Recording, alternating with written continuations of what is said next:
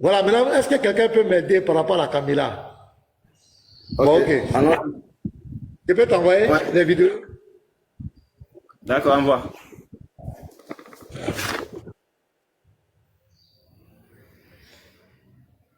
Unique boy, où il est? Voilà, boy est là. Je vais envoyer ça aussi à Lulévite et puis Petit Mato. Au cas où il y a un souci, Petit Mato, Lulévite. Voilà. Donc, on va faire un peu de réfutation, les frères. On va vous montrer un peu la ruse de ces personnes, comment ils abordent les gens, pour essayer d'égarer les gens. On va démontrer ça. Voilà, je suis à 57%, ils ont coupé le courant. Si on finit ça, peut-être qu'un autre frère va lancer. Si le courant vient après ça, avant ça, Dieu merci. Si ça ne vient pas, quelqu'un d'autre va lancer. Mais on va faire les trois vidéos là. On va les réfuter pour permettre aux chrétiens. Voilà, nous sommes en train d'apprendre même l'apologétique même maintenant. Il faut qu'on rentre même dans l'apologétique. Inouba, tu es prêt? Tu as vu les trois vidéos là? Oui, je vais... À DDR Bénin là. Mets DDR Bénin d'abord. D'accord, attends, je mets la caméra. Faut que je fasse attention. Papa n'est pas loin. Les gars, tapoter, on va commencer les réfutations. Je vous ai dit que chaque jour, maintenant que je fais un live, je mets 2-3 vidéos à réfuter. Voilà, on met leurs arguments. C'est ce que nous faisons sur Facebook généralement. Voilà, les lives qu'on fait sur Facebook, c'est généralement les réfutations. Et ça, savoir. Voilà, mets la vidéo. Les apôtres là, ils étaient un nombre de 12 ou bien ils étaient un nombre de 11, les apôtres. Ils étaient au nombre de 11 parce que Judas Iscariote n'était plus. D'accord. Si tu veux 1 Corinthiens 15, on va dire. Quand ils sont au nombre de 11, on va voir ce que la Bible dit. Vas-y. Tu veux 1 Corinthiens 11, 1 Corinthiens 15, pardon. Ok. 1 Corinthiens 15, versets 4 à 5. Donc, j'avais posé la question, est-ce que lorsque Jésus-Christ est apparu après sa résurrection, est-ce qu'il est apparu aux 11 apôtres ou bien aux 12? Toi, tu as dit aux 11. Maintenant, on va voir, est-ce que c'est toi qui dis vrai, bien c'est la Bible qui dit vrai? Et qu'il a été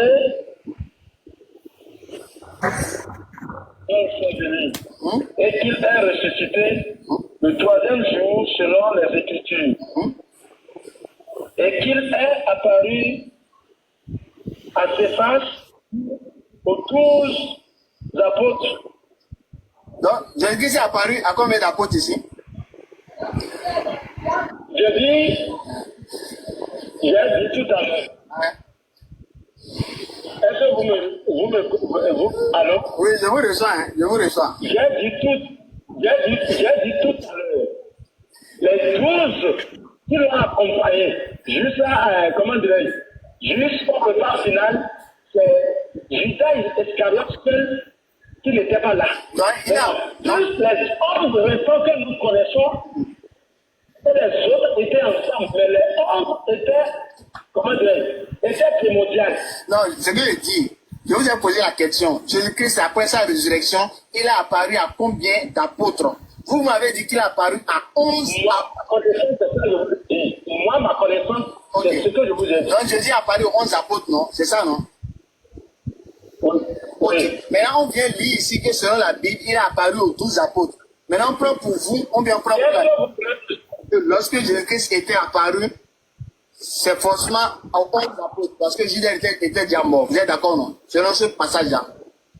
Oui. D'accord. Donc, selon Matthieu 27, verset 3, après la résurrection de Judas, et après la résurrection de Jésus-Christ, Judas n'était plus encore vivant. Donc, forcément, il restait 11 apôtres. Vous êtes d'accord? Ok.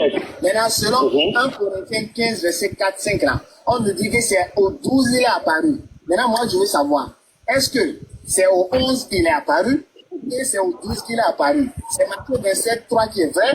Mais attends, je viens. Est-ce que c'est Matthieu 27? Je viens avec votre permission.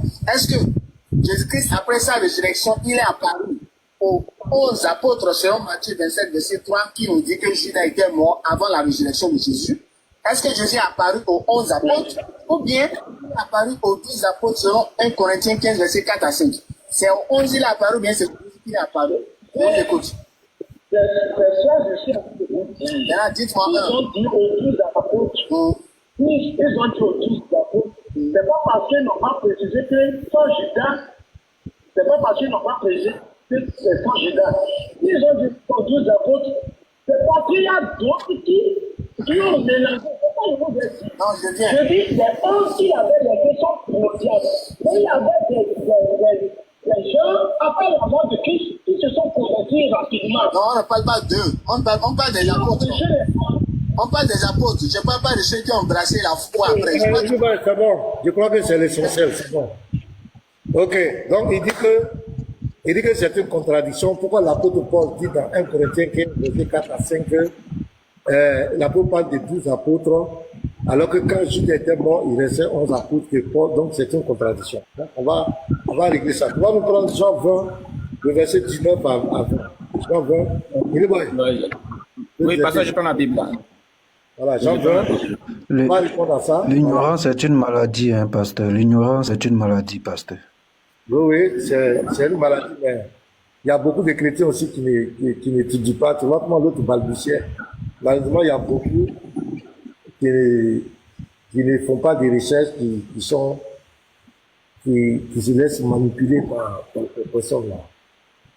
Donc, c'est de notre devoir de faire l'effort pour rectifier ce genre de choses. Jean 20, le verset 19. Voilà le point là.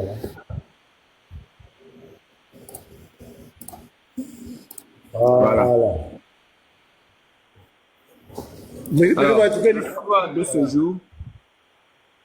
Le soir de ce jour, qui était le premier de la semaine, les portes du lieu où se trouvaient les disciples étant fermées à cause de la crainte qu'ils avaient des Juifs, Jésus vint, se présenta au milieu d'eux et leur dit, « La paix soit avec vous. » Voilà. Donc ici, on nous dit carrément qu'ici, Jésus a apparu aux disciples. Donc on va dire peut-être c'est vague. On va dire que c'est vague. On va dire que, bon, c'est des disciples, peut-être ça peut parler des 11 apôtres. Et quelque chose, c'est vague. Maintenant, on va voir Pierre, l'apôtre Pierre. Il faut prendre Acte 1, le verset 15 à 26.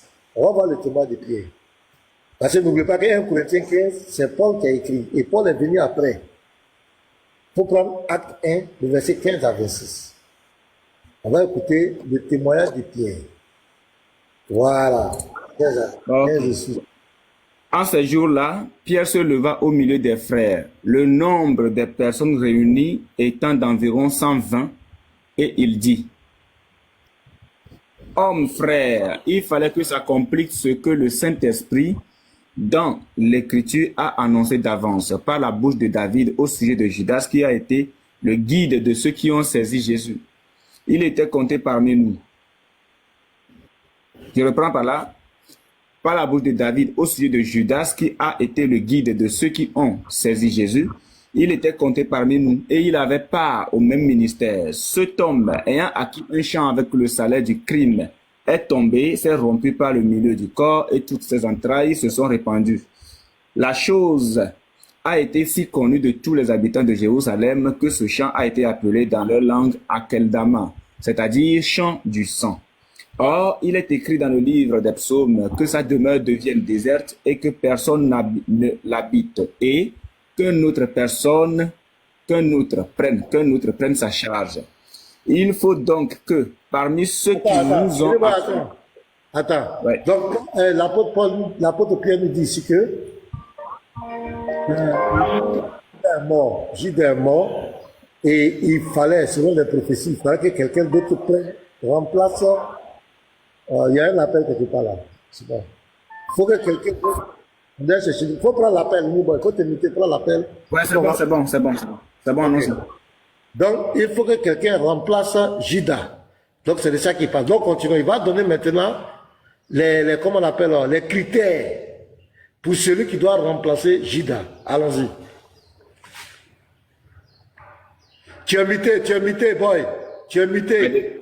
Pasteur, il faut donc que parmi ceux qui nous ont accompagnés tout le temps que le Seigneur Jésus a vécu avec nous, depuis le baptême de Jean jusqu'au jour où il a été enlevé du milieu de nous, il y en a un qui nous soit associé comme témoin de sa résurrection. Comme témoin de sa résurrection. Donc ça veut dire que dans Jean 20, là-bas où on parlait, Matthias était témoin. Donc Jésus lui a apparu aussi. Quand Jésus apparaissait, Matthias était là. Donc c'est l'apôtre Pierre qui est en train de nous décrire ça. Donc il est en train de donner les critères. Il fallait que celui qui a commencé avec eux, qui était témoin de la résurrection où le Christ a apparu, il fallait que cette personne soit là. Continue maintenant la lecture. Continue la lecture. Ils en présentèrent deux. Joseph, Voilà. appelé Barsabas, surnommé Justus, Hein? et Matthias. Et Matthias. Donc voilà deux personnes qui présentent, qui sont témoins, qui sont disciples de Jésus et qui sont témoins de sa résurrection. Ça veut dire que quand le Seigneur a apparaissait là, leur a apparu et ils étaient témoins. Ils étaient là. Donc Jean 20 où le Seigneur apparaît là, et ils étaient là. Matthias était là et l'autre était là. On continue la lecture. Vas-y. Puis ils firent cette prière. Seigneur, toi qui connais les cœurs de tous, désigne lequel de ces deux tu as choisi, afin qu'il ait part à ce ministère et à cet apostolat que Judas a abandonné pour aller en son lieu. Donc celui qui doit être choisi, automatiquement devient le 12e apôtre. Est-ce qu'on est d'accord? Il est le 12e apôtre, il est en même temps témoin de la résurrection, Jésus lui a apparu. Est-ce que vous comprenez bien la démarche? Voilà. Continue la lecture, frère. Ils tirèrent au sort et le sort tomba sur Matthias qui fut associé aux 11 apôtres. Amen. Merci. Donc Matthias devient le 12e apôtre. Donc quand l'apôtre Paul lui vient, ben, tout ça s'est passé avant l'apôtre Paul. Donc quand Paul lui vient, il parle des 12 apôtres. Quand Paul dit qu'il a apparu aux 12, Paul ne s'est pas trompé. Parce que, Matthias, lorsque le Seigneur leur a apparu dans Jean 29, l'apôtre Pierre le confirme qu'il était témoin. Et deuxièmement, il est devenu le 12e apôtre. Donc Paul n'a pas menti. 1 Corinthiens 15, verset 4, 5, il n'a pas menti. Voilà, il n'a pas menti. Les frères, vous avez la parole. Si quelqu'un a quelque chose à dire, c'est aussi simple que ça. Paul n'a pas menti. Parce qu'il est venu après. Si c'était avant, on peut comprendre, mais Paul est venu après. Paul est venu après. Donc Matthias remplit les critères. 1, le Seigneur lui a apparu. 2, il est devenu un apôtre.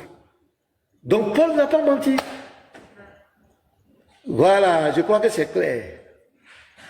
Voilà, merci beaucoup, c'est très bien. Paul n'a pas menti. Paul, il n'y a aucune contradiction. Allons-y encore, la deuxième vidéo. Allons-y à la deuxième vidéo. Là, c'est... Mais la deuxième vidéo, c'est pas pour Akara, hein. Deuxième, c'est Denis Lam, là. Mais...